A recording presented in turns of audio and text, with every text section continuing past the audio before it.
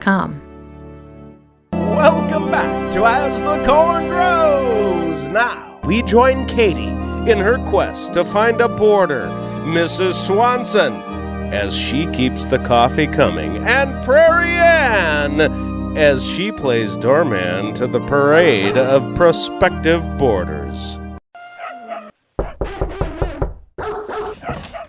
Well, Betty Thompson, long time no see. Well, hi, Prairie Ann. Did you know that there's 3 barking dogs, an elephant down behind the barn, and an unstable young man yelling out in your backyard? Yes, I'm aware of that, but please, pay no never mind. Why not come in and have a seat?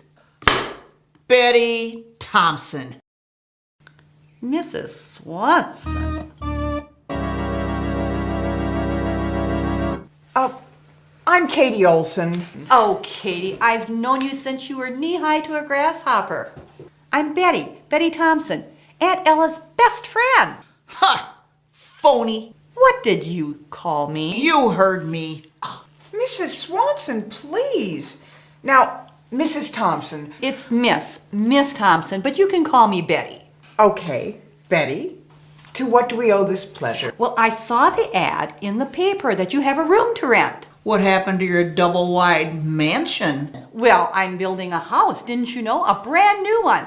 But it's not going to be ready for a couple of months, and so when I saw the ad, it's perfect for me. I came right over. A new house? Well, of course, it was the first thing I did after I got my contract for the Cocklebur Morning Show. I'm the new food expert, and I get to share some of my secret recipes. You mean Aunt Ella's secret recipes? For your information, Mrs. Swanson, Aunt Ella gave those recipes to me. Katie, can I see you in the kitchen a minute? Why, sure. Prairie Ann, would you mind pouring a little coffee for Betty? Thank you. Throw her out on her ear. Mrs. Swanson, what's gotten into you? She is a gourmet cook wannabe. Wannabe? Yes, she is. She stole those recipes from your Aunt Ella. I know it as well as I know my own name. Mrs. Swanson, please calm down. You can't rent to her. She is a harlot. A harlot? She flirted with my husband 47 different occasions. And if you rent to her... All right, calm down, Mrs. Swanson. I promise you I will not rent to her. So just calm down here. Take a deep breath. It's been a long time since I lived here in town. You again. Well, what do you say, Katie? I could be ready to move in tomorrow. Oh, I am so sorry. You know, I rented that room about an hour ago. And you know, I have a meeting at my attorney's in about 10 minutes. I was afraid of that. I thought something like that might happen.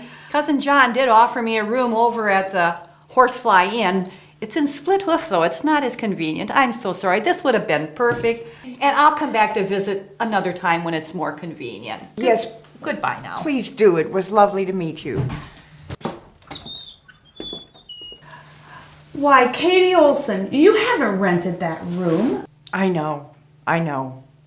But it's a long story. But it's a good one. Why not rent to Betty? Meanwhile, at Aunt Minnie's house, we join Minnie as she tries to give Cousin John a haircut with her new do-it-yourself hair salon kit she received for Christmas. Come on now, this won't hurt a bit. Not now, Minnie. Not now, Minnie, not now, Minnie. I wish I'd never bought you those binoculars. Oh, for crying out loud. Why don't you go groom the poodle and just leave me alone? Fifi is just fine. I clipped and dipped her yesterday. Would you quit hovering over me and just go fry something?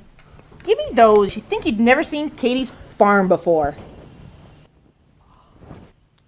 Quite the circus, eh, Minnie? I must have had one too many glasses of wine at lunch.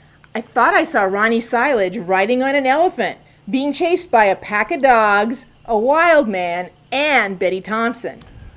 Oh, my little Minnie May, you're not hallucinating. Looks to me like Urban Katie has invited some of her artsy-fartsy Hollywood friends here to pay us a visit.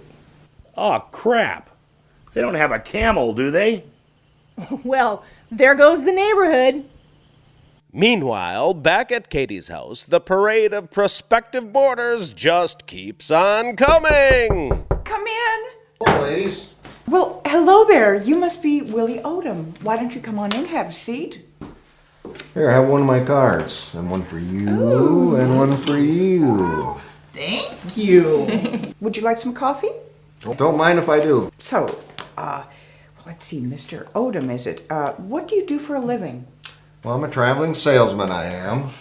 And I sell these Domingo Flamingo Pink Flamingo lawn ornaments. Surely you've heard of our company.